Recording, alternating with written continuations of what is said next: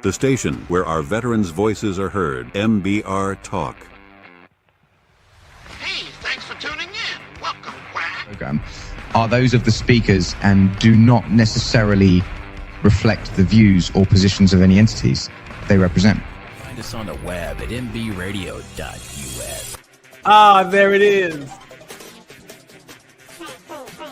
You tuned into the Farron Dozier Show on nbradio.us, Tech Talk Edition, and Life Force Sports. Catch me here Wednesdays at 4 p.m. Pacific Time, only on nbradio.us. Shout out.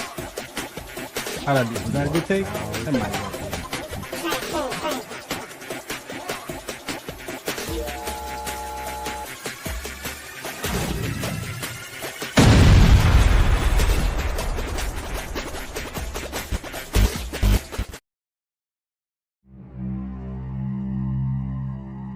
The most compelling social need of humans is to belong. All four of my grandparents were born slaves.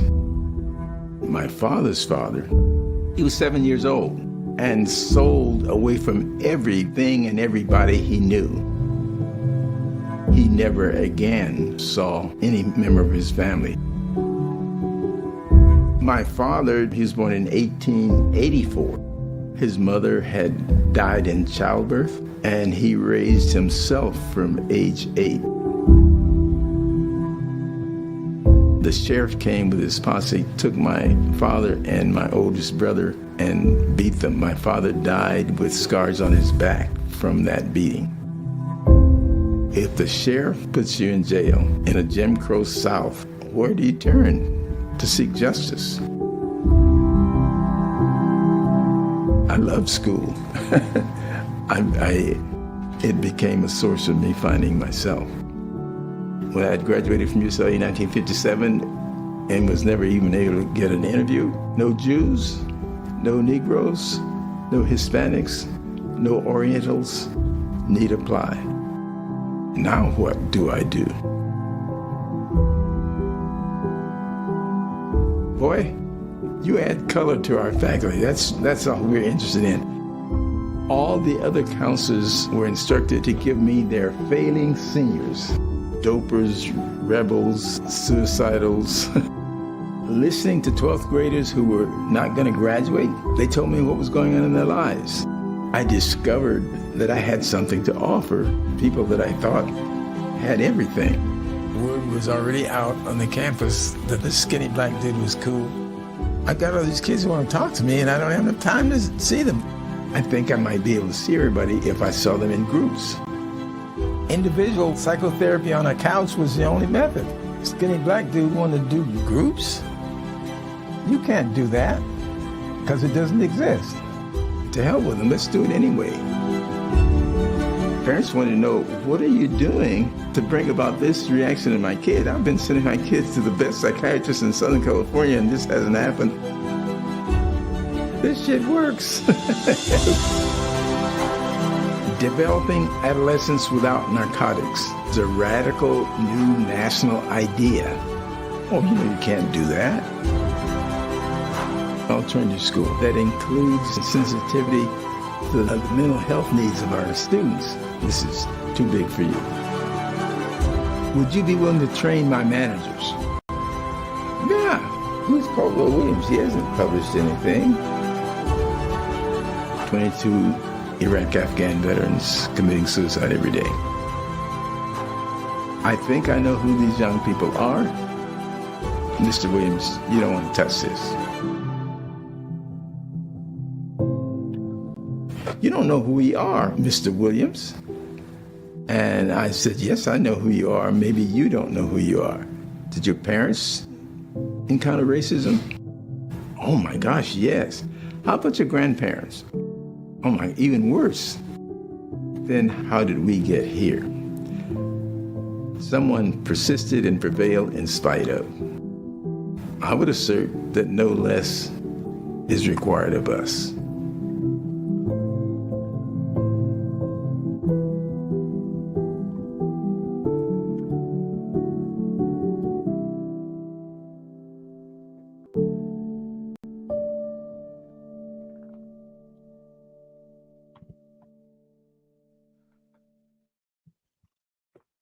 In spite of. Welcome to the Farron Dozier Show on MB Radio. That's right, the Military Broadcast Radio Network, right here on the Farron Dozier Show, Wednesdays at 4 p.m. Pacific Time, 7 p.m. on the East Coast. I played that video that is called Will Williams. I am actually still working and training under the program of Caldwell Williams. He is 91 years old today, and Korean era veteran who, as you saw in that video, has produced a lot of conversations and curriculums around mental health. Even before mindfulness was called mindfulness in 1957, he started that journey. And so it is Suicide Prevention Month. And so this conversation is near and dear to my heart, not just because of my brothers and sisters at arms, who, as he shares in his video, one every 65 minutes, a brother or sister in the military completes their life. But I was in that position myself. And so how did I manage to be in that space, to deal with all of that, and to still be here in front of you on this talk show right here? Well, it came from having a show 15 years ago to help put something to my in life to look forward to, right? So we're talking about what's next. And for us as soldiers, if you ask any soldier what's the number one thing that they miss, is their camaraderie, right? But then at the core of all of it, for us as people, what is that thing? And Caldwell mentions it, that one of the most important things for us as human beings is to belong, that sense of belonging. And if you don't see it that way, I just ask you to take some time out to look at some empirical truths about yourself and about your life, because we don't like to talk in general here, and just see what that looks like for yourself. Right. So for me, it was that what's next. It was that my identity was trapped in my uniform. It was trapped in my rank. I mean, I did 24 years in the military. But even before that, it was trapped in the identity of a basketball player, right? Because that's how I made friends in the different transitions of changing schools, moving around, which is not a bad thing.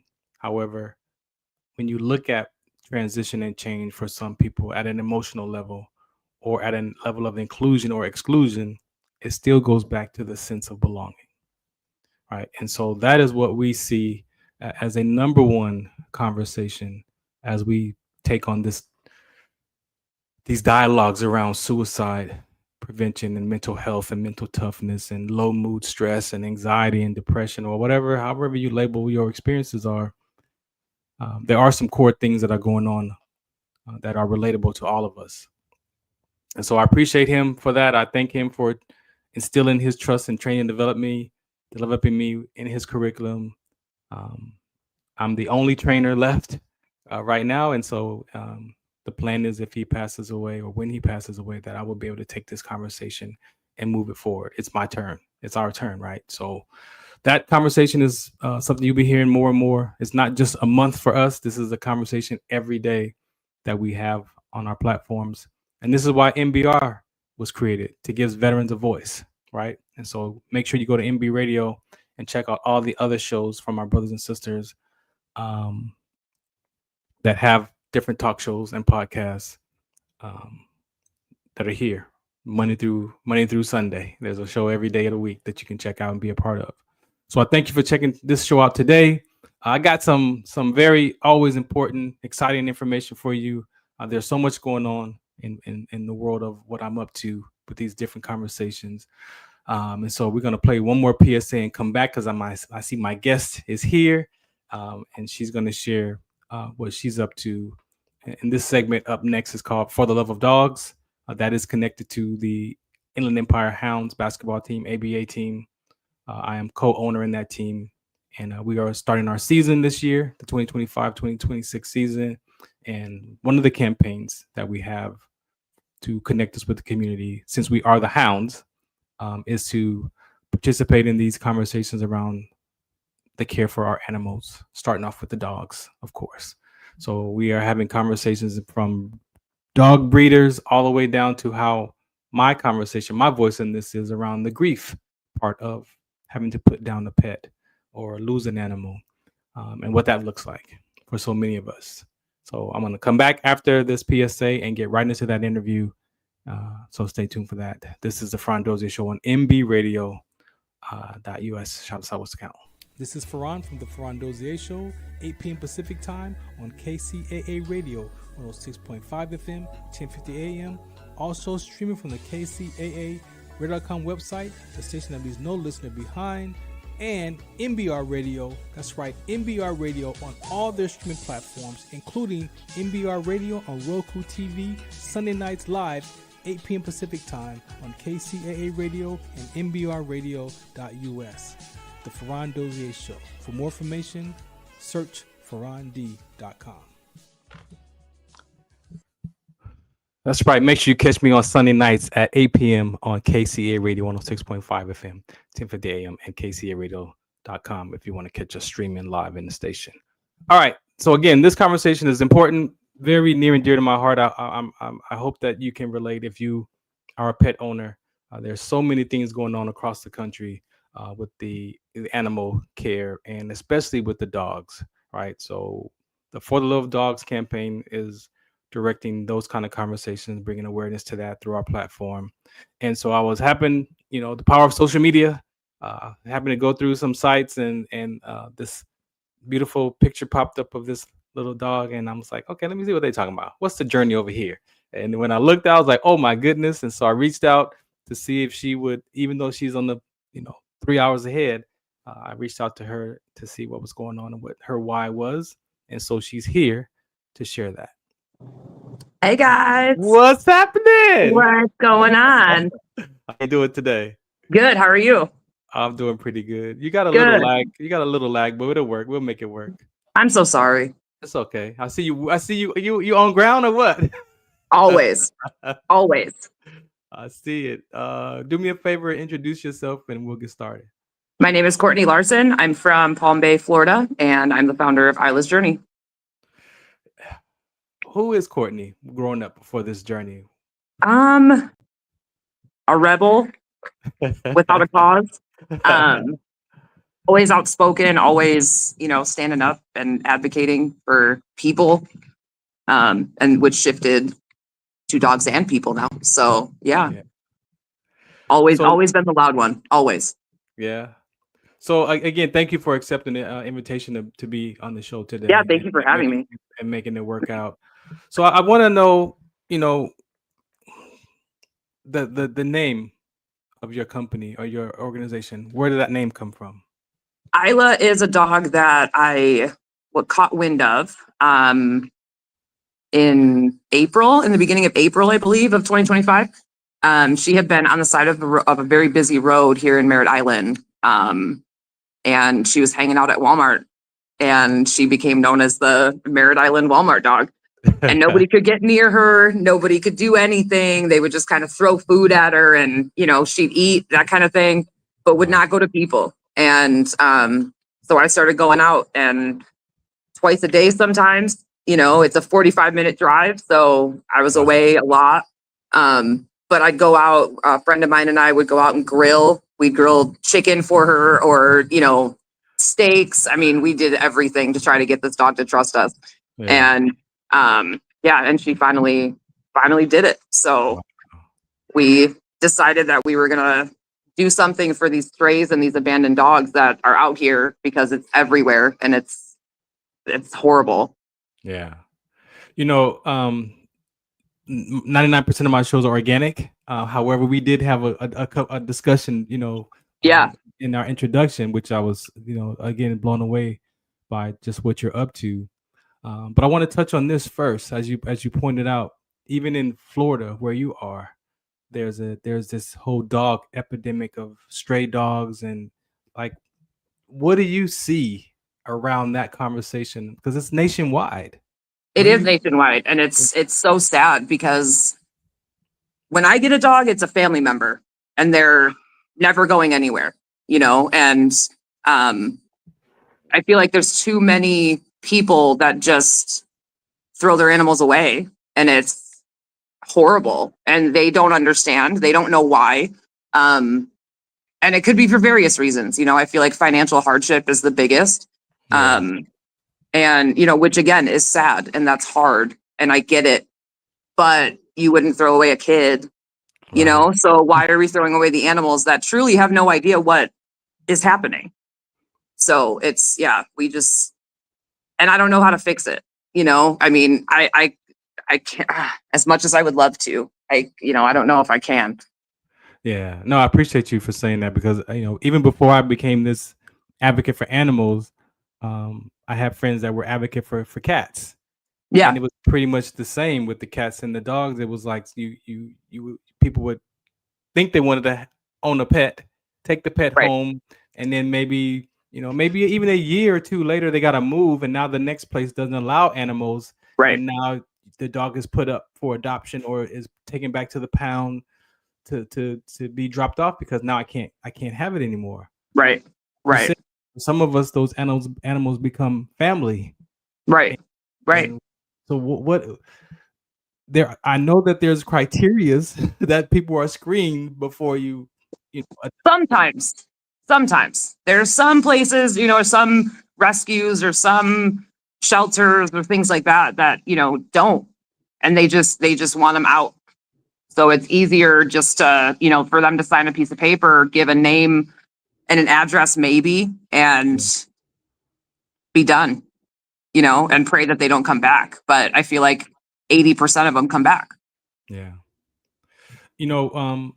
Again, looking at the conversation for our campaign, of course, we want to start from dog breeders of giving, birth to these dogs, and then all the way down to the grief counseling aspect of it. Right.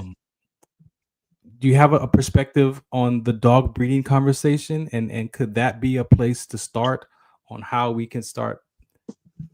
I mean, reducing some of the conversation, or what? Yeah, I mean, my argument to stopping backyard breeding. Now, if you're certified, you know what you're doing, you have great bloodlines, those types of things, you're a reputable place, perfect. Yeah. Do what you do. That's totally fine. But it's these breeders that just think, oh, well, I could make $1,500 off of this pit bull, for example, or this, random mix. I mean, there's so many animals that come into play that are genetically messed up because they're breeding wrong and unethically. And it's really, really sad. And it's really sad to see that because there's nothing that they can do to fix that. That's genetic, that's deformations of the body. That's all of these things. And it's so sad. So I would love for backyard breeding to stop. I would love that. And I think a lot of rescues, I feel like across the country, we feel the same way, but who's going to stop it? Or how are we going to stop it? Because unless you start banging on every door, you're not going to find them, Yeah, that whole genetic piece just shocks me because I live with an inherited gene, right? And I advocate for a community that are born with inherited genes that the parents my parents didn't get a chance. We don't get to pick those if that child has those genetics, right? And so thinking about that as the breeding conversation, it's like, do you realize that you could be picking up a dog that already is going to have some kind of health problems and you don't even know that, right? And then it becomes a part of your family, and then now what do you do when that dog starts to get sick? Or you get stuck with some of the dogs that I've seen have problems in their legs or arthritis or hip dysplasia, things like that. That's $7,000 to fix that. Those breeders don't care because they got their money, I mean, so then the family's stuck with, what do we do? So I would love for it to stop. I would, because it's too often it's and spay and neuter your dogs. There is really zero reason why you don't spay or neuter your dog, unless you're planning on breeding, right? Just that, it's just that easy. I feel like, so, again, people have their own opinions on, spay and neuter, but that's the other part of it because these dogs smell a female in heat 3 miles away, and they're going. every time. You said they Every go. time. They Oh out of yeah. there. Yeah, no, they will too. And that's the worst part is that, these dogs, they're a lot smarter than we give them credit for sometimes, For sure. Yeah. And thank you for that. Again, that is a conversation that we're taking on, because that is a very important aspect of why we've been talking about the dog and the crisis, or however people labeled it across the country. Let's go to the end of the spectrum. I never thought about my dog passing away, right? I mean, you Right. in the back of your mind, we know nothing lives forever. Right. And so when I got her as a boxer, I think it was around her, maybe it was the 10th year, I started thinking about how long do boxers live? Right. And so when I did my research, it's like, okay, 14 to 16 years, is a lifespan. And I always thought to myself, well, I would rather for her to just pass away naturally, right? Right. If she dies, let her die naturally. But when she got sick and started having her health problems, and that last year she wore doggy diapers because of her bladder, and then those last maybe 2 months she just got That's frail. so hard too. That's so hard. Right. So now I'm seeing the Right. transition, and I'm like, okay, now I thought I could handle that, but now I don't even No. handle that. But Right. then So, you have to make the call. yeah. How do you make the call? Yeah. How do you do that? Yeah. That's hard. It's a very hard, and it's a hard conversation to have. I don't want to say fortunate enough, but I was kind of fortunate enough that the two dogs that I grew up with, growing up, actually passed on the way to the vet because they were old and they were ready. My parents were ready to put them down, and they passed on the way to the vet. So my parents didn't have to make that call, so we were kind of blessed in that scenario, it's awful no matter what, but at least they went naturally. It's, because I don't know. I haven't had to put a dog down yet. Yeah. Knock on wood, yeah. And I can't imagine, honestly. It's hard. Yeah. Thank you. So let's get into your why today. Like, what's going on today? I mean, so we got started, or I got started with a dog named Brinley out here. She's a Mastiff. She went missing in February, I believe, March of 2025, and she vanished into thin air, right? And nobody knew where she was. We still haven't found her to this day, which is horrible. But I was Googling online, there's got to be lost dog search and rescues. There has to be somewhere, there has to be. So I stumbled upon this website called Jeff's Way Home. I didn't realize at that time that they were based out of Wisconsin. I grew up in Wisconsin. Oh. And I said, oh, well, I'm going to reach out to these people. And on their website, it says all services are free. And I'm like, how are you guys doing that? That's crazy, right? So I reached out to him and I said, oh my gosh, we need you guys here. Let me be a Florida branch of Jeff's Way Home. They said, all right, let's do that. See what happens. So that's kind of how I got started in the trapping and the going out and setting traps for dogs that were strays or, lost dogs of owners that didn't know where their dog was. And I would go out if there were sightings, and we'd set traps and we'd put food out and we'd spray our secret scent and we'd do all the things, and I just fell in love with it. Yeah. And then the more I did it was when Isla kind of came about, and I said, I don't know if I could just tie myself to owners. We have strays here. Wisconsin, it's not as bad, but we have dumped stray, dogs just running down the highway, just nonchalant. They don't care. They're living their best life. They don't care at all. I'm free. Right. And I'm like, I have to do this, so the thought was Jeff's Way Home gives us the incredible tools to be able to catch them. Mm-hmm. And then Isla's journey is the rescue that goes into rehabbing and fostering and rehoming these dogs. Nice. So I do both, and I love it. I absolutely love it.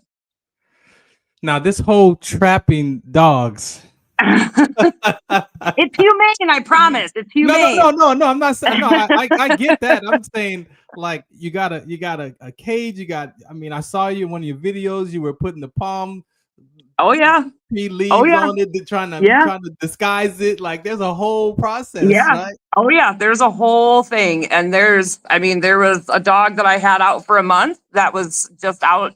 That she just came home. I don't know what the hell that was about, but she just came home after being out in the woods for a month. So what, I don't know. And there's sometimes we put traps out for a night, and the dog is seen 2 miles away or a mile away. So then we have to go get the trap, reset it. It's a whole thing. It's a whole process, but it's good.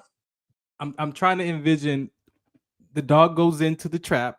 It Yep. automatically, there's a trigger that automatically shuts. So in the big one that you saw, it's called a ray tripper, and it is like basically like a laser beam that shoots across the width of the thing, right? So it's all electric.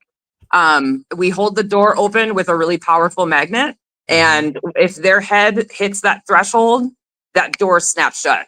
Literally, like it's that fast. It's so cool. I feel so cool when it goes off. I'm like, yeah, got it. And then it latches so that they can't get out. Yeah. In a smaller trap, because we pull that trap out if everything else doesn't work, because it's so big. In a regular trap, there's called a trip plate. So you put we hang food beyond the trip plate. They step on that trip plate and that door closes behind them. So boom. I wanted to ask you when we were meeting and talking, any challenges getting them out of that trap? No, normally not, because I think by the time they get back to wherever they're going, or they get in the car or whatever, they're calm-ish.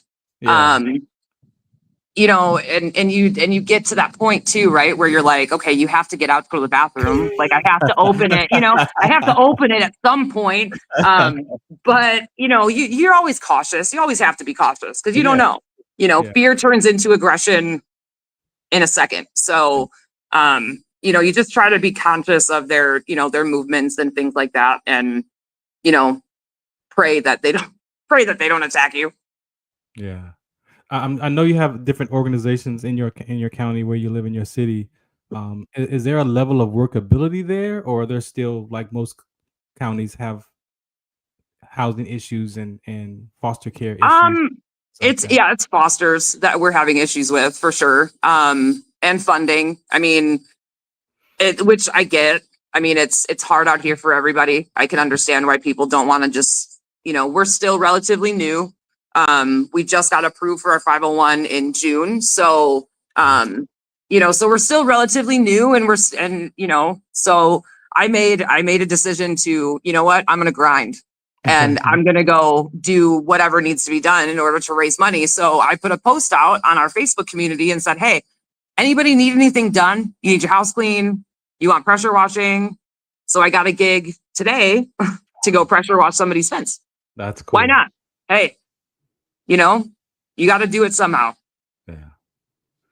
I like the fact, again, in our conversation, you mentioned, your family and even, with any job and couples who work, there seems to be a strain on the relationship, but for you and your family and the trapping, as you mentioned, going out different times of the night and stuff, that like, how does your family see that? Because that could be dangerous in some aspect. I mean, every time I get to a location, if I am going somewhere, like the woods, I will send my husband a pin and say, hey, this is where I'm at, just in case, and that kind of stuff. I mean, I really try to keep myself out of harm's way, but it's everywhere is sketchy nowadays, right? I mean, it comes with the territory.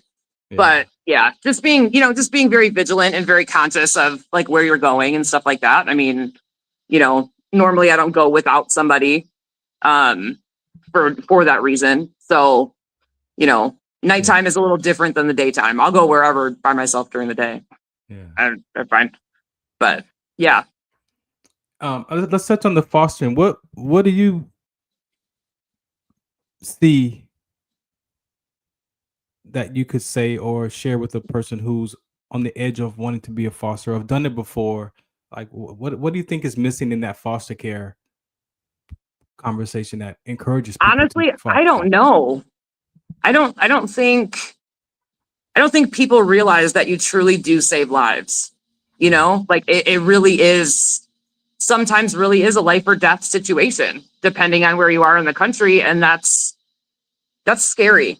You know, I mean, if a dog needs, here at least, I will offer services or I will offer things. If you pull a dog from the shelter, I will supply you with everything. Sometimes it's financial, right? It's behavioral, if they have some behavioral issues, those types of things. Oh, she froze. This is where you go live on the Farron Dozier Show on Military Broadcast Radio Network. We're going to let her get situated and come back. Hey, this is what happens when you streaming live, right? We make it work. Thanks for tuning into the Farron Dozier Show on MB Radio. That's right, mbradio.us. We are going to take a station identification break and then pray that she is back with her signal right here on the Farron Dozier Show. We're going to play it next. Oh, you know what? Let's drop this one. Zetovia salve, made from natural and organic ingredients, good for inflammation, poor circulation, hemorrhoids, yeast infection, lip sores, dry coughs, eye pain, minor cuts and bruises, and ready to purchase at botanicaherbalco.com. botanicaherbalco.com. botanicaherbalco.com. Yes, those are Dr. Sebi products. I use that salve. I take Dr. Sebi supplements. I'm connected to one of the family members, previous family members, and his apprentice. They are out in Fresno and New York. So if you want information about that, those products, they're herbs from the sea moss all the way down to oxyhemo, everything. They got everything that you would possibly need. Because again, if you look at herbs and food today, the food quality is just where are you going to get the enzymes and the nutrients and the minerals that you need, that the human body needs, right? The human body needs. And what Dr. Sebi, I had an opportunity to sit with Dr. Sebi in 2013 for about an hour and 40 minutes show that we did together with some other broadcasters. And he went from A to Z. He went from A to Z on how he discovered to take care of the human body, how he discovered with the herbs for healing, the alkaline and acidic body. And let me tell you, it's real. All he figured out, I don't want to say all he figured out, but to be able to figure out how to clean the mucus out of the blood and then restore back what the body needs. That's disease, inflammation, mucus in the blood. And if your body is more acidic than it is pH balanced, then it allows those white cells, right, to then start to accumulate and form. And then there you have cancer cells. And so I'm not an expert, but I do, I'm aware, I'm educated about it, and I take those supplements for myself and advocate for that as well. So yes, you can have your prescription drugs, but if you don't want prescription drugs, there are, companies out there that have natural herbal supplies. She's still working her way back. September is also Sickle Cell Awareness Month in my city of Fontana, California. August is Sickle Cell Trait Prevention Month. So I get a jump start on the sickle cell trait conversation because in September, there's a lot of conversations going on around sickle cell in September for the disease. So my personal experience with sickle cell trait, I am a carrier. I collapsed in the military from what they call sickle cell trait exertion with rhabdomyolysis. I was experiencing skeletal muscular damage, joint damage, and renal failure. At the time, it was not considered sickle cell trait related. It was only considered rhabdomyolysis because of my creatinine kinase levels were 12,000 and rising when they were supposed to be at that age about 150.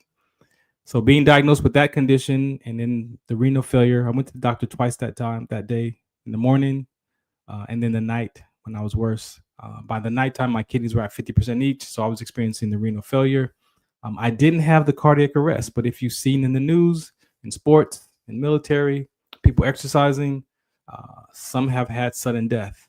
And the sudden death is triggered by the cardiac arrest, right? And so there are things that happens to the body with rhabdo, or if you have, the person may have a weak heart and not know it, or oversized heart and not know it, or whatever can happen. It depends on what that autopsy report says. But however, what we understand is that when that rhabdomyolysis happens and there's not enough oxygen getting to the muscles, the myoglobin in the muscles break down, but also all of the toxins in the body and the muscles leak into the bloodstream. And that's why the kidneys can't filter all those toxins, which then triggers the renal failure. And then again, there is a negative potassium in the body and the muscles creates a negative electrical charge, which can cause the cardiac arrest. So that is my episode in that conversation, my personal episode. And so I became an advocate after being medically retired from the military. And so I have an organization where we go out and we speak about sickle cell trait at all levels, from elementary to middle school, high school, colleges, churches, health fairs, military bases, wherever we can get a conversation in, churches. We have discussions there about this topic. I do have some notes I want to touch on. She hasn't made it back yet. My notes for this week to kick off around sickle cell trait. African Americans are number one. We are, because sickle cell trait combats malaria. So sickle cell trait has a purpose. It combats malaria. So that's why in Africa, the population there, when they got malaria, before the trait, they would die. So the body created this defective gene so that people can survive malaria, that our culture could survive malaria. So that became the sickle cell trait. However, you can be Caucasian, Mediterranean, Asian, Saudi Arabian. Anybody could have sickle cell trait today because we're all blended, right? So unless you know by having the blood tests, you may not know. So you have to get that blood test done. The hemoglobin electrophoresis is that blood work, and that will tell you if you have sickle cell trait. Now, I got to be responsible because there are hundreds of other red blood cell conditions out there, like thalassemia trait, C trait, D trait, OARAB, Monroe, that you can experience, because guess what? Each culture also has their own type of red blood cell condition that combats malaria for their environment. So the Asian community, they have thalassemia. The Mediterranean community could have thalassemia or C trait. Those other red blood cell conditions also combat malaria for those cultures, right? So sickle cell trait is number one for us because of Africa. However, depends on where your ancestors are from. You could have a defective gene, right, that protects you from malaria. But outside of that conversation today, you could also experience some health complications. And that's what the sickle cell trait talk for us is that there could be some health complications with just having one copy of the gene. Sickle cell disease is you have to have two copies, or sickle cell anemia, one copy from each parent of the sickle cell trait. But you can have sickle cell trait and your partner has thalassemia trait, beta type. Now you can have a baby with sickle cell beta thalassemia or sickle cell and C trait, because your partner could have the other inherited gene and pass that one to the child. So you both pass those defective genes to the child, which creates a type of sickle cell. They say about 1 in 12 African Americans have sickle cell trait. So wherever I'm at, I'm always that one, right? But I did go to an event on Sunday, and actually in meeting people and sharing what I was up to in the community, one of those topics, there were two other people that I met in that environment, African American, male and female, that had sickle cell trait there, and one person had a child with sickle cell. So there we are. Yeah, the best thing that I could say is to go and get tested. If you're not sure, if this conversation triggers a thought or a memory, or you know someone who's having symptoms as such, pass this information to them. Let them know there is a blood test called the hemoglobin electrophoresis. And of course, today, newborn screening, they are doing newborn screening. So if you were born prior or prior to 94, you may not have been screened. So you might want to go and get retested just to make sure. It's not always pain related. The number one experience is fatigue, and we'll talk about that in another episode. But I just wanted to give you some of that, just basic conversations about that. She hadn't made her way back yet, so what I'm gonna do is I'm gonna play the PSA that I created in 2016. As an advocate, there was some conversations that coming into this community that there are no PSAs. They're not things for sickle cell trait. So God allowed me to. He put this idea in me for this PSA. Had this vision for it. Probably from probably since 2011. So 5 years, it lay dormant in my mind. I talked about it, but I never took the action. And so in my personal development course one day, I took that course. I took that idea and put it in action. And I wrote this PSA. So check this out, and then we'll come back. I believe she's here. So we'll play this PSA and come right back to the Farron Dozier Show on Military Broadcast Radio Network. Again, shout us out. What's the count?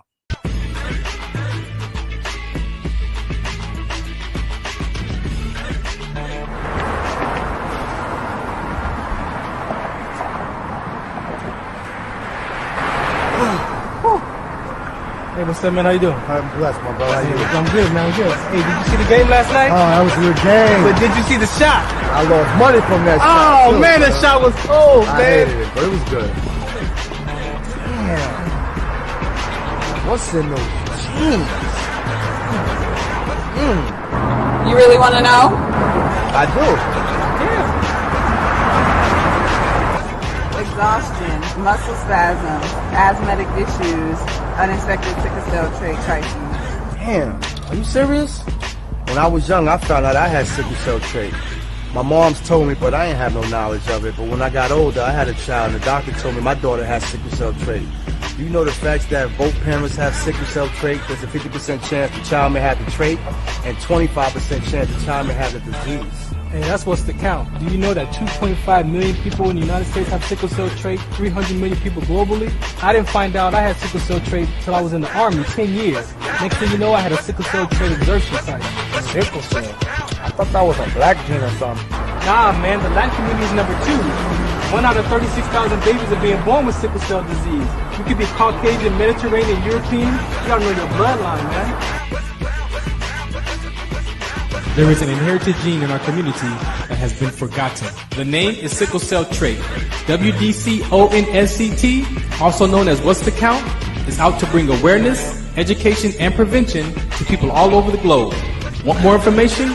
Call us now at 323-215-5384 or visit www.wdconsct.org.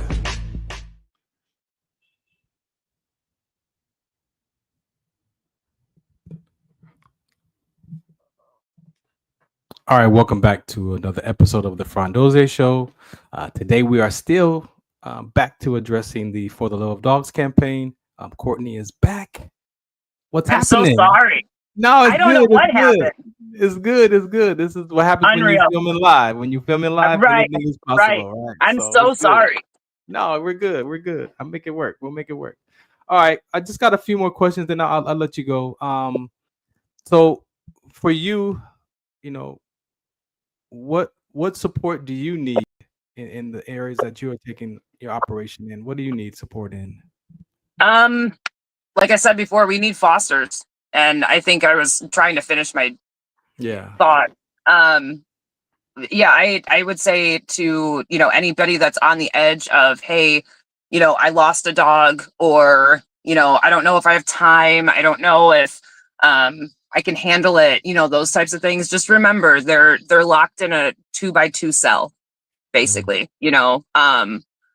and nobody deserves to be there. No animal, no person, no, people sometimes, but, they don't know what they did wrong, and they can't rehabilitate without, the help of somebody, it takes one person, and that dog could be the best dog you've ever had and be your best friend for the rest of its life. I need help in fostering, in funding. I think the end goal for me, really is to have an establishment or have a brick and mortar building that we could pull dogs from the shelter, and they wouldn't be in 2x2 cells. You know, they would have like their own room. They would have a decompression room. They would have, you know, they would have all of the things that they would need to thrive. Some of my very good friends have, who are dog trainers, behavioral, you know, dog trainers, you know, those types of things. They're all on board for it. We just need the funding for it. So that's kind of the goal at the end of the day. So, you know, funding vet appointments and, you know, food for baiting, you know, for the traps, for, you know, those types of things. I mean, it's ongoing, and, but it's very rewarding for sure. Yeah.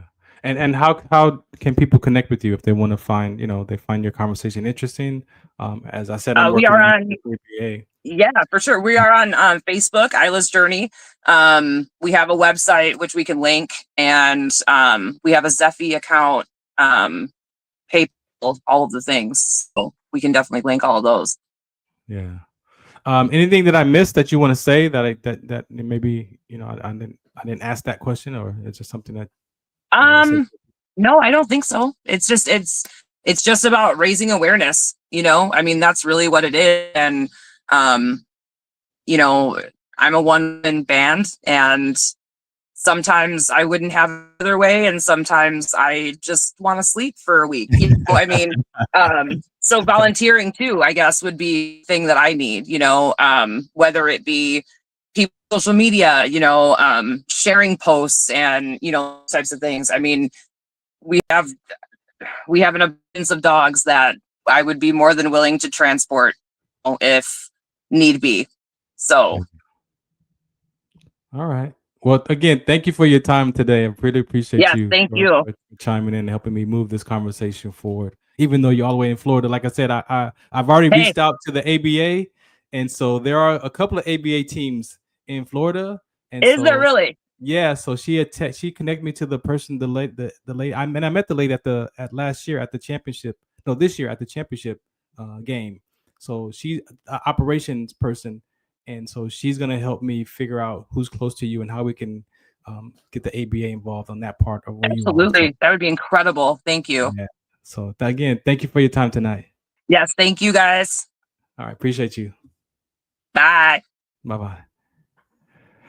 All right. Again, thanks for tuning in. This is the Farron Dozier Show. That is the For the Love of Dogs campaign. If you want more information about that, just go to iehounds.com. I didn't make a tab for that. You know that? I'm tripping over here. I'm tripping. But you know where you can go? No, I'm tripping. You can make. Can I make one? Hold on. Watch this. While we're in real time, iehounds. This is what happens when you're live, right? We get interactive, right? Ain't this interactive when you're live? Boom. All right, we're gonna go. Where'd it go?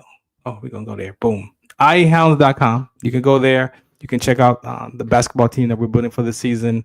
There's tabs. You can click through the tabs. If you want to know more about the ABA, you can click on the campaigns tab, and you'll see the 3 campaigns that we got there. For the Love of Dogs, the sickle cell trait hydration, Rhabdo Talk, and then of course the 3rd tab is our mental health.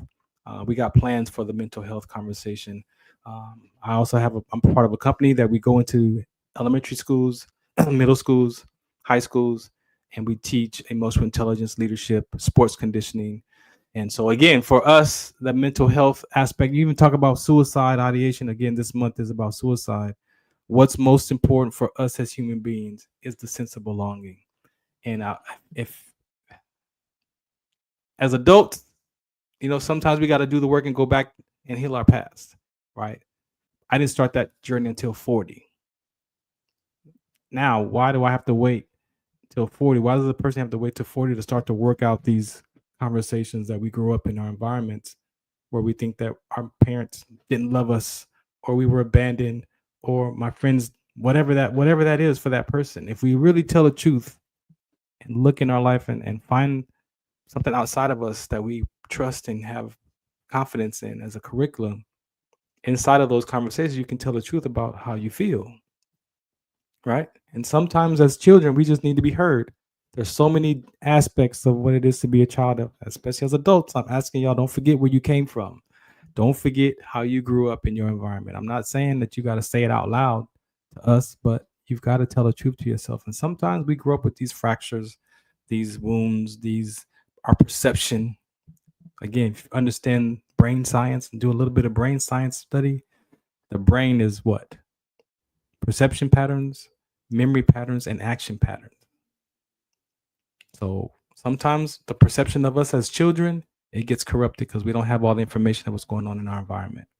And so we make up stories to fill in the blanks for those pains and those, whatever that is, the disappointments, the shames, the embarrassments, whatever those happens. Sometimes we make up stories that aren't the truth.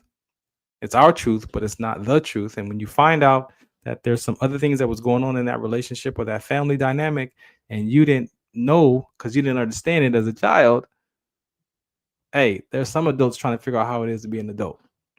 So imagine the brain of a child that's developing and trying to understand and get, make sense of life, right? With no tools. So then tell me, how is that possible for that child to even understand what's going on in their family dynamic? So we teach that. And of course, with men, taking responsibility for ourselves as men, a lot of us men suffer in silence. All right. So again, when you listen to how people talk, the words that they use to describe life, again, if you're paying attention, if you're really listening, if you're listening to not react, you can listen to the person's choice of words, how they describe their life, and you can hear, hey, there's something going on. What is that? And sometimes people just need the space. But why don't we share those things with people? Well, because we don't want to be judged. But what's worse than judgment is slander. If I tell you my secrets, if I tell you what I'm dealing with, and then you use that against me, that's, I believe, is the biggest concern for people, not just the being judged, but the slander. Because if I take your secrets and I go tell other people where I talk about you, then I've just opened up my heart to you. And now who can I trust now? So it goes back to trust, confidence in people, all that stuff, right? But imagine that as a child level, as a child age, that we're dealing with these conversations as a child. Imagine what that looks like as a child. So I'm saying that because when you talk about suicide prevention, you talk about suicide awareness, you talk about mental health, those are the labels. But each one of us has to be able to go and look at those labels, peel that title off as suicide ideation, prevention. And what does that look like for you?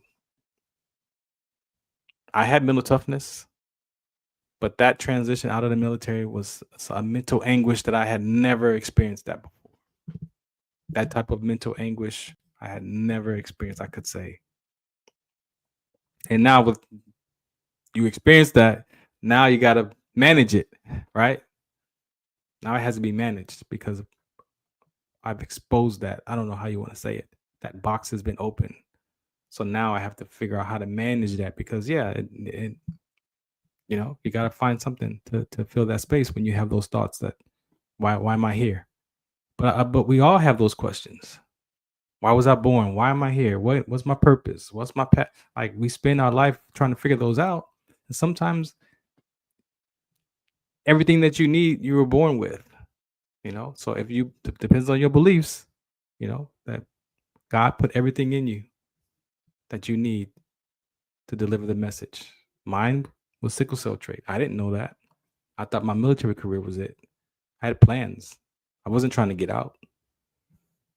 But, that inherited gene, I was born with that, right? So if God put all that information, those genes in my body for a reason, then I was born to deliver this message. And I take that. I accept that message. I accept that challenge. And I became an advocate. So was my life over? No, not at all. I went from defending the community or from a country to now defending this community in this conversation. And I use all that military experience to bring forth to help me plan and figure out my strategies in this conversation. The war on sickle cell. That's the war we fight now. The war on sickle cell.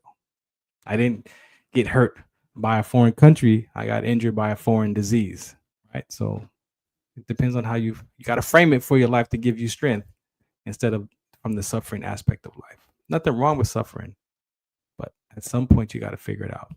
And that's what we talk about, that what's next. Because the sense of belonging and the transition and the past experiences and emotions and the all of that stuff, for some people, when you get to that level of hope and then hopelessness, and after hopelessness is what? For me, it was disappointment, because I was disappointed in myself for sprinting that day, for making mistakes in my life. Like, how do I keep making the same mistakes over and over? So you get disappointment, not just in people, but in yourself. And from disappointment comes what? Despair. And when you have despair, it looked like for me personally, it was self-loathing. It was like, okay, I feel good today, but there's days that I don't feel like what am I even doing? Like, why am I even alive? Why am I even here? Like, why? And there's days that I feel great and I'm taking on the world. And then there are days that I'm like, what am I doing? That's self-loathing.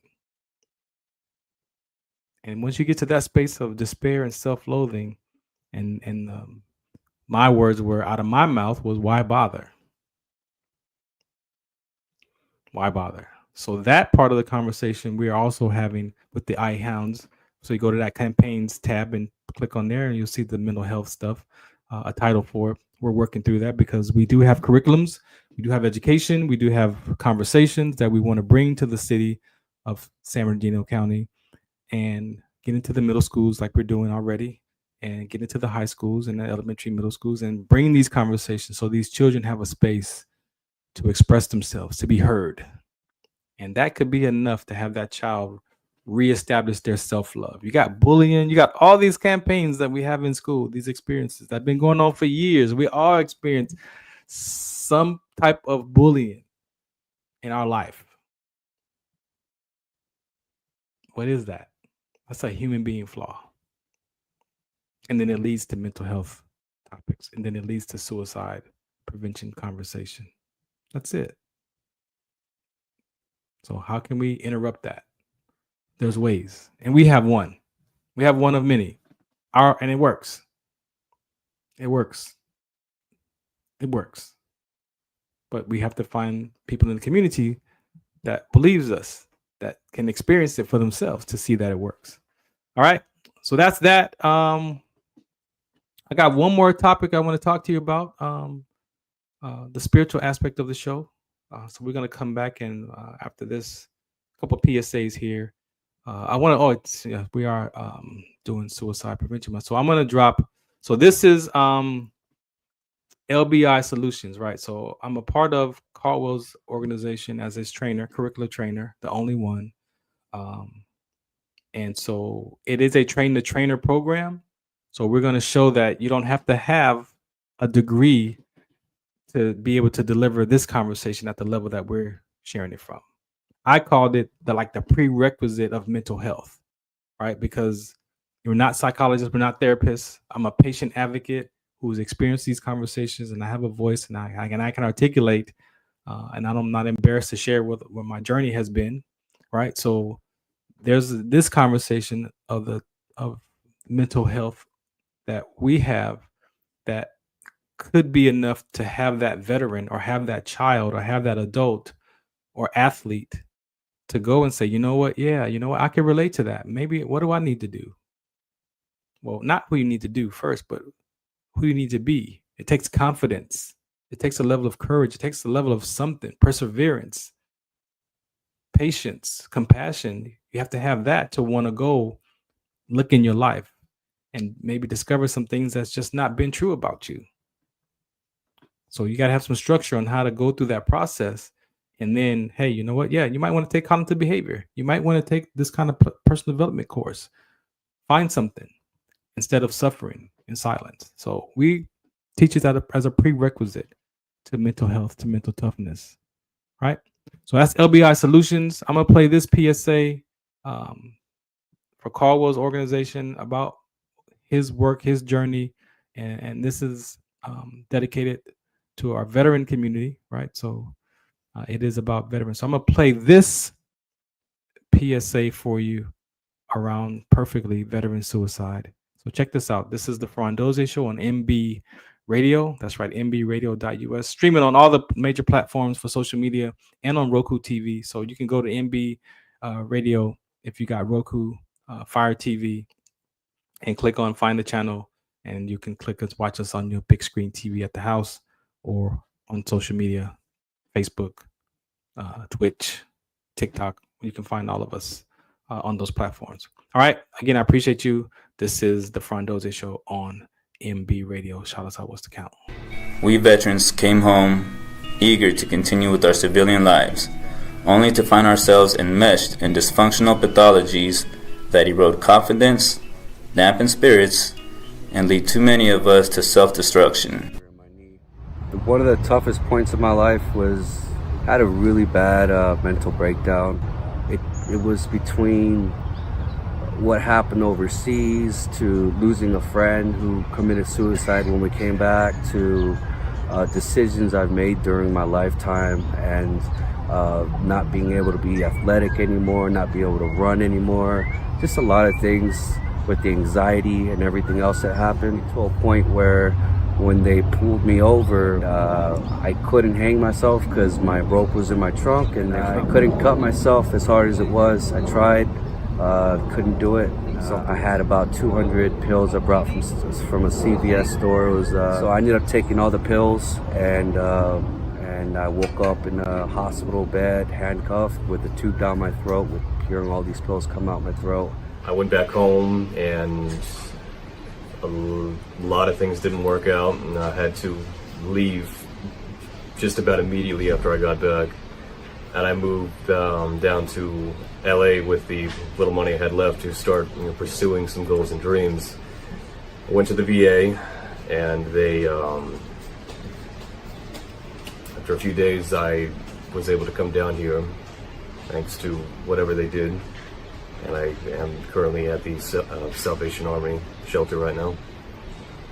After getting out, without having too many or just about anyone to rely on and no finance, it became a hell of a struggle. I've dealt with this before, but going through it again is not something that I like to do, and I don't really feel like anyone should have to go through being financially unstable, homeless, and have no family or friends. And I see that with a lot of veterans. I'm a lot younger, mind you, I have my own issues, but things can go better for people. Not everyone wants to be a bum, I've done 2 combat deployment rotations to Afghanistan, and I suffered major fatigueness while I was over there with my mental and my physical health. I was afraid to sleep with my daughter because I aggressively move around in my sleep, and sometimes I could be very violent. With all the things that occurred with me and all of those situations, it lead me up to this point, checking into a shelter. I lost my wife, my daughter. We veterans came home eager to continue with our civilian lives, only to find ourselves enmeshed in dysfunctional pathologies that erode confidence, dampen spirits, and lead too many of us to self-destruction. It is now time for a new model, one that outreaches and assists veterans struggling with the imperative transition of veteran to civilian. And we, the new breed, with our objectives of inclusion and community, are here to fulfill it. We discovered that we were so deficient in effective foundation skills to navigate our civilian culture that we found ourselves isolated. Among us are those who got divorced, got evicted from residencies, faced criminal charges, and most tragically, contemplated suicide. All of that is now remarkably changed through our meeting with and guidance from Caldwell Williams. Caldwell, who withdrew from retirement, has introduced to us to the possibility of returning home and discovering a new, purposeful, and goals-driven identity. And with our newly established skills, we are able to break previously unbroken barriers. Combat, our war, inflicts invisible injury upon every participant. Those who've served and who now suffer now need to heal from their invisible wounds. To protect and to defend our homeland, our government invests great time and resources to mold. So dealing with PTSD is something that requires a sophisticated sort of method of self-discovery to be able to. I wound up in Caldwell Williams program, and everything that they talked about was put to words the things I felt that I couldn't say. You know, the information I had gleaned, the personal insights I had, it was as if someone had already gone through it and had pieced it all together and understood how a person goes through the self-transformation discovery, this transition from having wounds into using them to become whole and complete. And that's what Caldwell Williams program does. Our medical science community has only begun to recognize the calamity of these wounds in this, the 21st century, to mold these malleable youth into weapons of war. No less time and resources are needed to stop their self-destruction. We initiate veteran healing and self-reliance. This enables them to launch a successful civilian journey. Together, we civilians can do this. We are the new breed, and we are going to change that. And we can't wait for you to join us. We have found a program that is helping us heal our invisible wounds. We are willing to do the work, but we need your help. Please donate. You are now tuned in to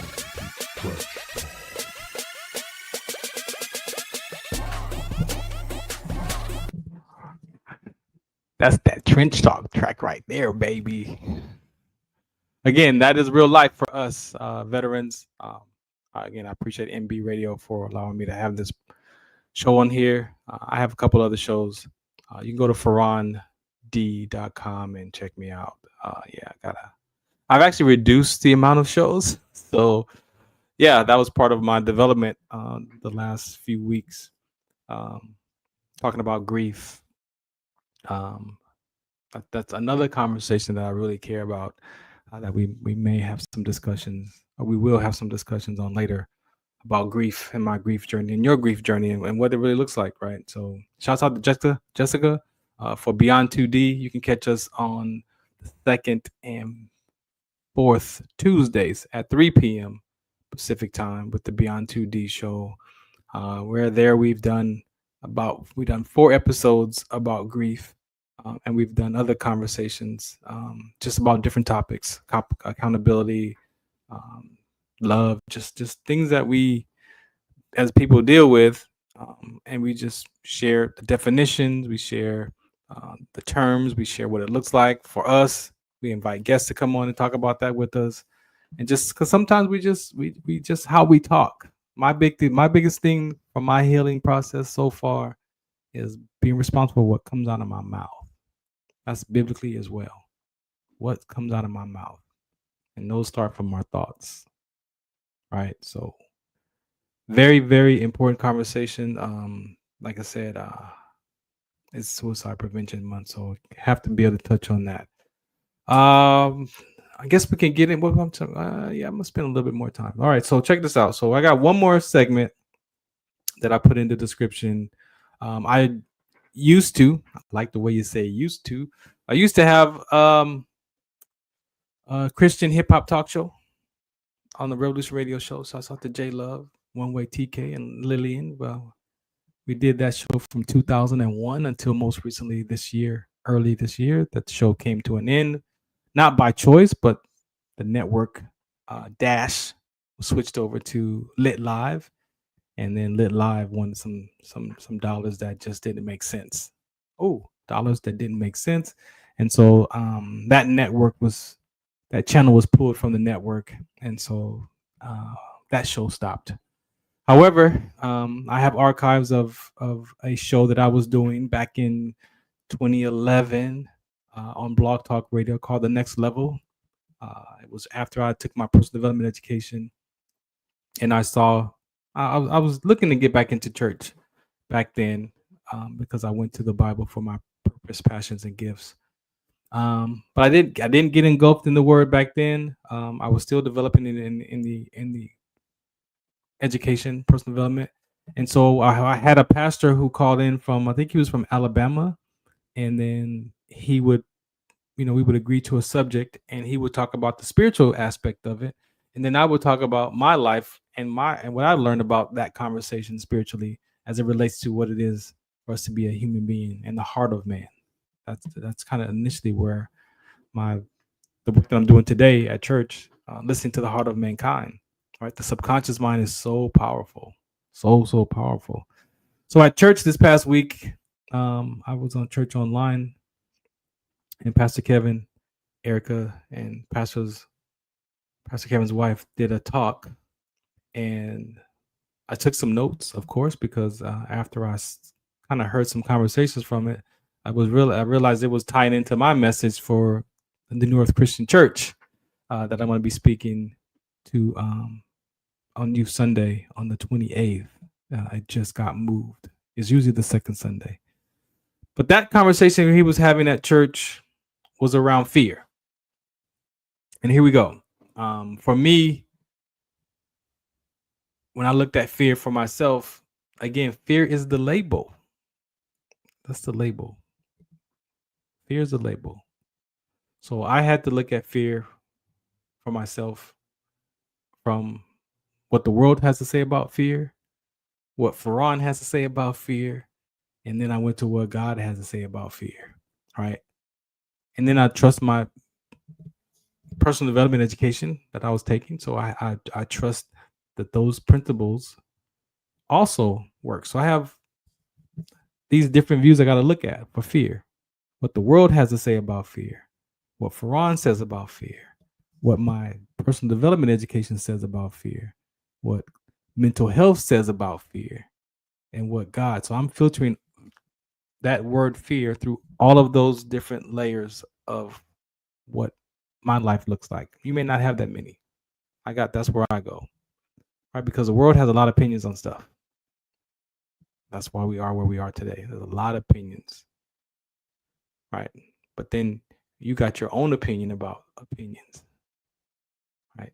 And then if you use education outside of you that you challenge your life up against, then they're going to have opinions or they're going to have principles to be used about fear, right? Okay, so when you go through those layers, I had to do that for myself, and so fear is a label. Based off of that spiritually, the Bible calls those some of those strongholds, right? So when I took the L out of world and you respell that again, it's word. So I'm following Christ, so I'm looking at the word. Ultimately, is my final system to follow, right? Because I've already tested the word, and the word definitely has some principles that freedom. All right, so looking at that, I found a scripture. The scripture that I based it off of for myself was Galatians 5:22 and 23.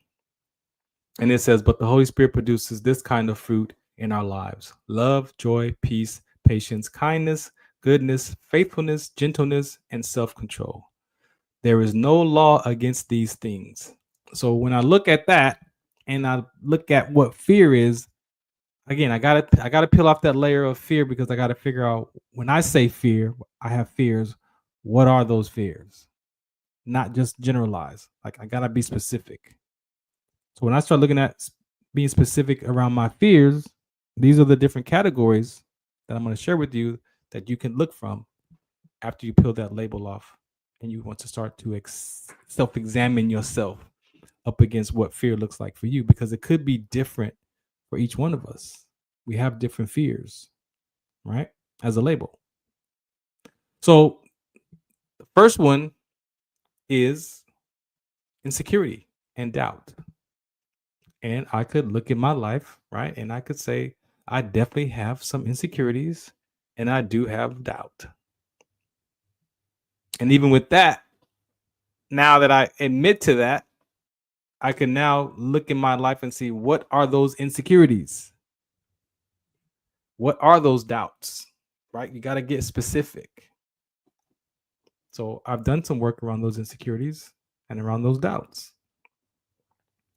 Another one was control and manipulation. Now, again, in life, there's things that we want to control. We want to control outcomes. We want to control what people say and do to us. And some things in life we have no control over.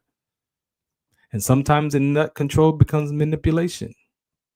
And I don't think we manipulate people on purpose. I think that manipulation comes from trying to protect ourselves. So if I'm manipulating a situation to protect myself because I'm living in survival mode, then, hey, I'm going to look out for me first, right? It's not right or wrong, good or bad, but depends on the context of that conversation around manipulation. I don't think manipulation is done harmfully, but I think it's still connected to a protection of that identity of who we think we are, especially if you're not good enough or not worth it, or trying to avoid being disappointed or avoid shame or avoid embarrassment. You will manipulate situations to avoid that feeling, right? That experience. You don't want to feel that. It's that fear of losing control. Nobody wants to feel that. All right. So then I went to, okay, what else? What else in my life? What else does the word say about those strongholds and what they look like? Another set, anxiety and worry. Now I had to look in my life and have to tell the truth to Farron and say, you know what? I do have anxiety. I do worry about a lot of things. I did worry about a lot of things, a lot, especially if you're living in survival mode. We talk about fight or flight. They got all the different, whatever the philosophy you follow, you got to look at that, right? Even if you agree with Maslow's chart of hierarchy and the basic needs of what it is to be a human being, right? Food, shelter, water, clothes, sex, reproduction, whatever that. Like there's 5 or 6, depends on what chart you look at. Now imagine if food was an issue, you would have anxiety. You would be worried about in the future, what am I going to eat in the future? It's breakfast. You're not worried about breakfast. You're worried about what I'm going to eat for lunch. You're already living into your lunch break. You're already living into dinner. So imagine if you grew up in an environment that food is scarce because your parents may not have enough money, or you think that we don't have enough money to provide for us to eat. And so you are worried about the future of what am I going to have for dinner? And that future of uncertainty of that dinner tonight brings anxiety today, right now. Or you could be worried about next month. That you're so far out worrying about next month that today you can't, your body sensations are going crazy and you're anxious and you're worrying. So you can't even be present with today because you're worried about next month. Well, what about if you're worried about next year? Some people are worried about tomorrow. It's 24 hours. I'm worried about tomorrow. That produces the anxiety today. That's the worry. The body does have no defenses to manage worry. None. The body's not created to manage worrying. So the fear of unknown. We talk about suicide ideation. We talk about, again, it's that month, right? So the fear of the unknown can have someone be so far in the future that they don't feel like they even need to be here anymore. All right. Another one, set, rejection and abandonment. So again, I had to look in my life. I had to self-examine myself with what does the world say about rejection? What does Farron say about rejection? What does my personal development say about rejection? What does my mental health courses say about rejection? And then ultimately, what does God say about rejection? Guess what? There's no rejection in God. There's no rejection in the Bible.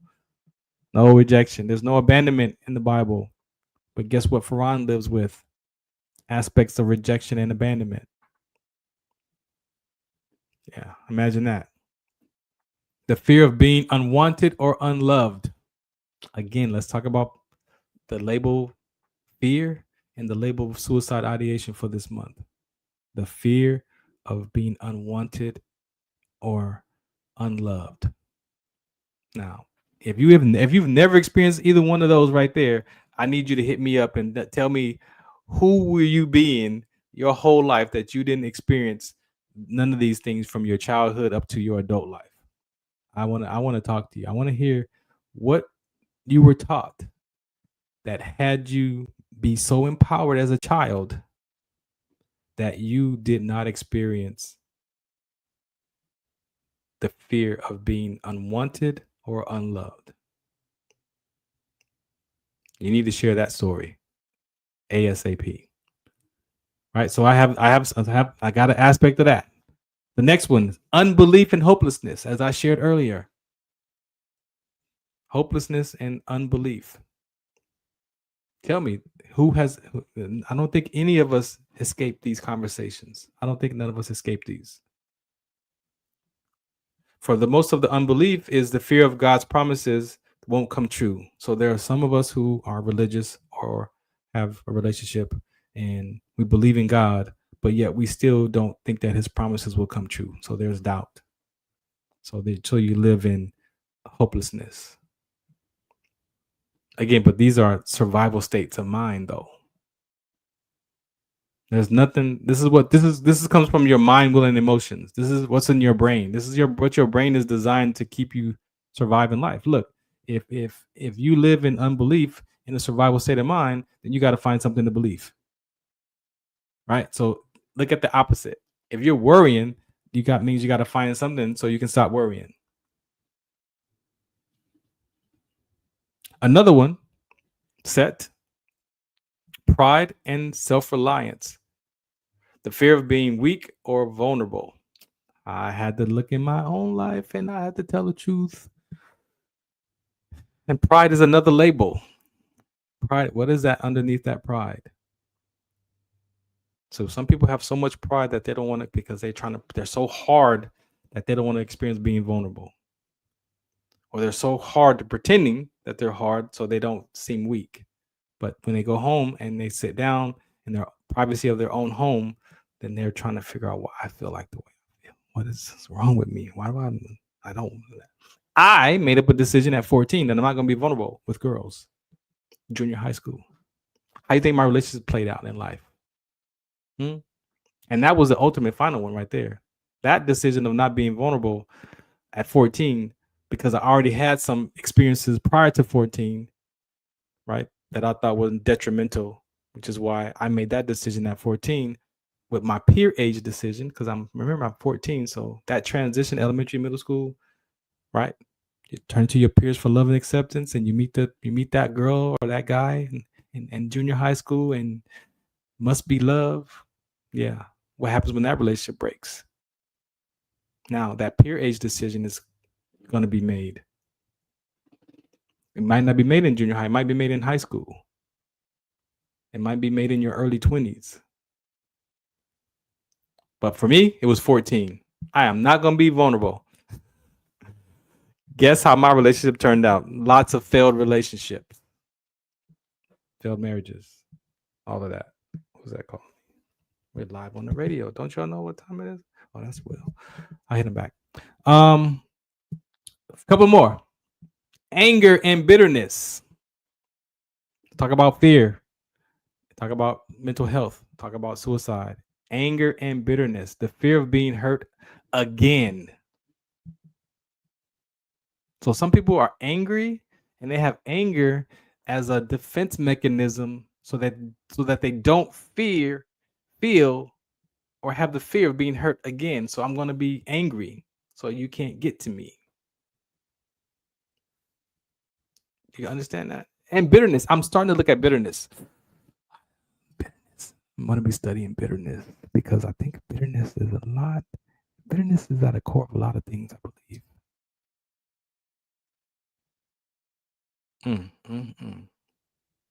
It says, I'll stay angry so I don't have to feel pain. That's what the brain thinks is doing. That's what your subconscious mind thinks is protecting you. If you stay angry, then you can't feel weak and you can't be hurt. But then who wants to be around a person who's angry all the time? It doesn't work. Do you understand how your subconscious mind is not your friend? Your subconscious mind is your biggest hater. You don't have haters in the world. Your subconscious mind is your biggest hater. 8, perfectionism is one that I recently, in my late age, just really got free from.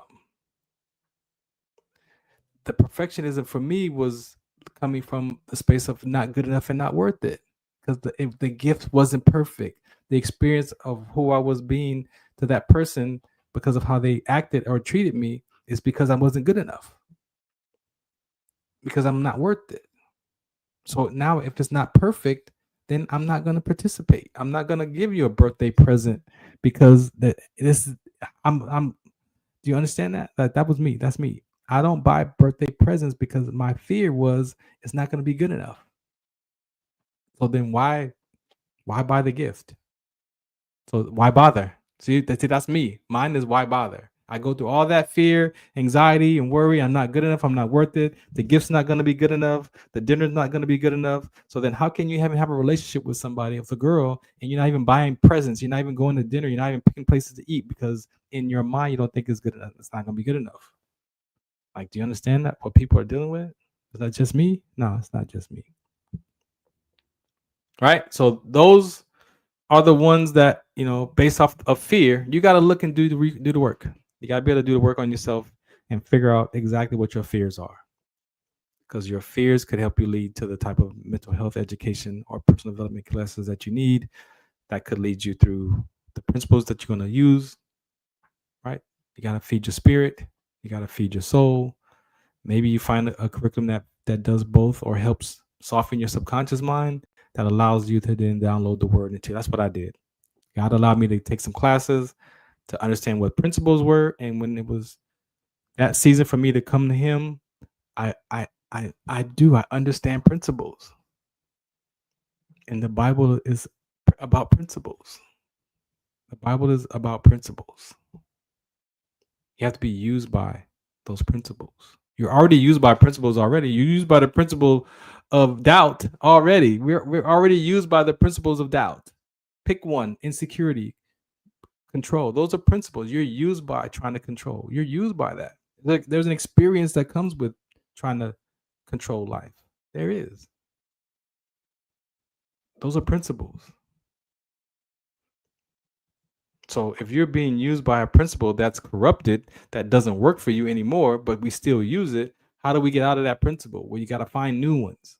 You got to find something else that's going to work, that you're going to find that much trust in.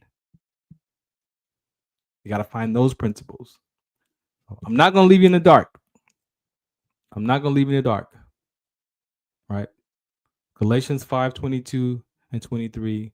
Love, joy, patience, kindness, goodness, faithfulness, gentleness, self-control. Now imagine if you're being one of those, can you have doubt? If you have patience, can you have doubt? If you have love, can you have doubt? If you have joy, can you have doubt? If you have peace, can you have doubt? If you have goodness, can you have doubt? If you have faithfulness, can you have doubt? If you have gentleness, can you have doubt? If you have self-control, can you have doubt? It's going to be one or the other. They can't live in the same space. It's going to be one or the other. So that's your key to get out of there. Now, I'm going to drop. Oh, no, I'm not going to drop those. Yeah. I'll wait till the next episode because we're going to talk about the other side of that, what the word offers. All right. But to start, you can go read Galatians 5:22 and 23. So I'm going to end this show with this. A lot of times, again, because we're human beings, right? There's an experience that we have, but we don't talk from our experience because why? Shame, embarrassment, disappointment, anger. Like, we're talking from them, but what we do is the other side of that. So like Nike, I love y'all. I love your clothes. I love your shoes, but Nike's, you can't just do it. Because if you're just doing it frustrated, that's the experience of your doing is frustration. So how do you put that in the right context? You gotta move that around. You gotta focus on your human experience. We're not human beings, we're human doings. We're not human doings, we're human beings. We're not human doings. We're human beings.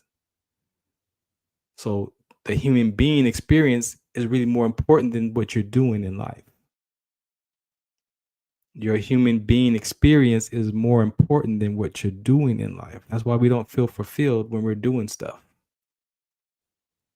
Because our experience of it, or more so, our experience of ourself is not present. So I'm gonna do this, but I'm really avoiding being disappointed. But I'm gonna do it anyway.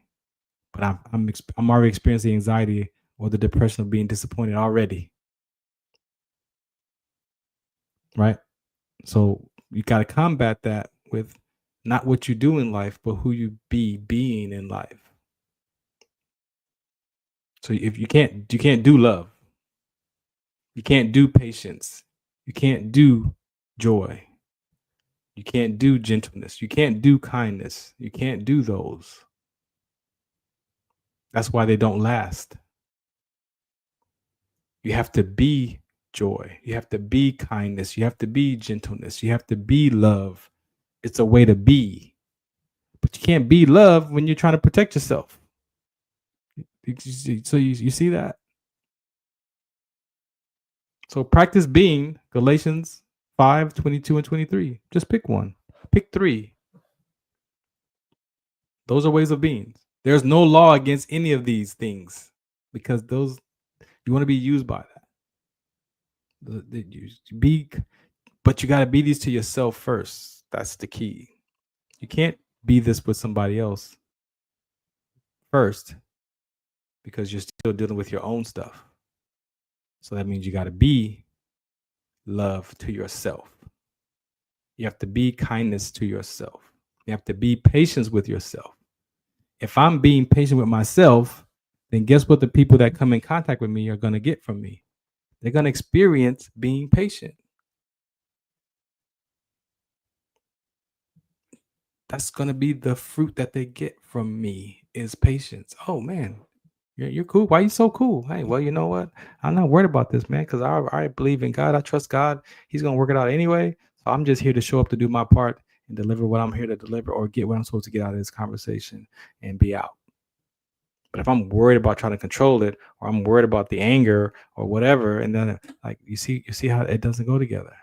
I'm still there doing it, but I'm angry doing it. I'm frustrated while I'm doing it. So your human being experience, it interrupts fear. It interrupts this suicide conversation. If I'm being patient with myself, I don't want to take my own life. If I'm being patient with myself, I don't want to fight you. If I'm being patient with myself, I don't want to argue with you. If I'm being patient with myself, I ain't trying to run somebody over with my car. But you can't do patience today and think it's going to be out there next time you need it. Well, I was patient yesterday. Yeah, that was yesterday. All right, so we'll come back next Wednesday, part 2 of that, another week of sickle cell trait awareness for this month. And again, I appreciate you for listening and tuning in. Yeah, I think I've covered all of the conversations. Again, more about the ABA. If you want to be a part of our campaign, our team, you want to brand with us, we have branding opportunities with our basketball team this season. Yeah, we got bills to pay. So, you know, it's not a free league, right? It pays, you got to pay to be in the ABA, right? And we want players to make their money, all right? We want to donate money to these organizations. As you heard, there are a lot of things going on in the community around the dog world.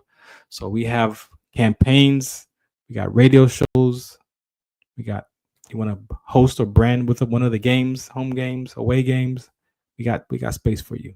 Any kind of, I'm not gonna say any kind. See, I almost let that go. It's hard because there are weed companies that want to brand with us, but I don't know about that one because our audience, our fan base is the children. So I don't know. I have to be real responsible for having a weed company be a part of our basketball team. So I'm not gonna say any company, but most brands, if you have a PSA that you care about around any of the topics, even if it's not nothing that we offer, you care about cancer, you can do a PSA with us and we can talk about cancer. Come to the game, let you speak about, you know, that conversation that you care about. All right, IEHounds.com. Check that out. All right, I've said enough, so I'm gonna play another PSA, and then I'm gonna get out of here. Thanks for listening in. I appreciate you. I love you. Thank you. FarronD.com if you want to be a guest or see what we're about in the community, or at Farron Dozier on all the platforms: Facebook, Instagram, Twitter. You can hit me up or send me a message. I do have guests, so make sure you got something to say, you want to talk. I got space for you. All right, couple PSAs, and then we're out of here. Shout out, what's the count? Shouts out to MBR. Make sure you go to mbradio.us and check out the platform. Donate. They take care of a lot of this platform stuff for us. So definitely the financial support is required here as well. Costs money to have this network, to have these platforms that we stream on Roku TV. None of that stuff is free, right? So we are very grateful that you support us and help us. The QR codes up here you see in the corner, you can click that and contribute, read about the website, mbradio.us, and you're helping giving veterans a voice like myself and my brothers and sisters and first responders. We got more people here too than just veterans, man. We take care of our first responders, right? So that's it. I'm out of here. Shout out, what's the count? Do you remember studying sickle cell in biology class? What's the Count on sickle cell trait prevention is here to bring you awareness, education, and prevention conversations around the risk factors of this inherited gene. Visit wdconsct.org.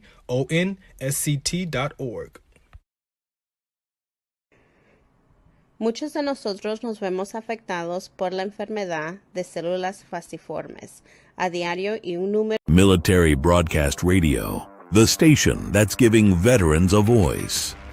Find us on the web at mbradio.us. Muchos de nosotros nos vemos afectados por la enfermedad de células falciformes a diario y un número creciente simplemente no nos damos cuenta. Los impactos de esta enfermedad afectan a todas las personas y en especialmente a las personas de color y con antecedentes diversos. Estar en servicio conmigo y con los demás a medida que creamos una mayor conciencia sobre cómo identificar y dirigir el tratamiento de los rasgos de células falciformes y ayudar a las familias a saber cómo superar el trastorno de células falciformes. WDCONS.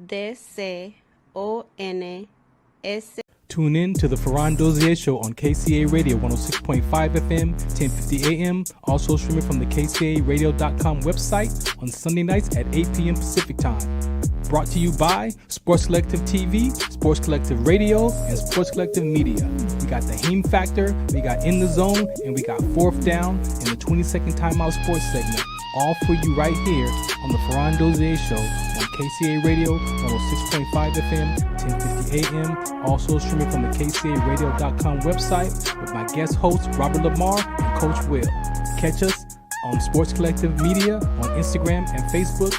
And make sure you watch us Sunday nights at 8 p.m. on KCA Radio 106.5 FM, 1050 AM. Also streaming from the KCARadio.com website. Music, talk, sports, and so much more. Farron Dozier Show.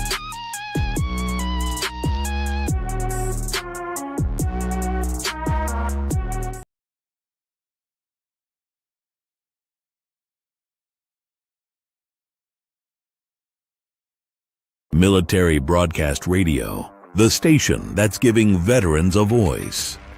Find us on the web at mbradio.us. Opinions expressed in this program are those of the speakers and do not necessarily reflect the views or positions of any entities they represent. Find us on the web at mbradio.us.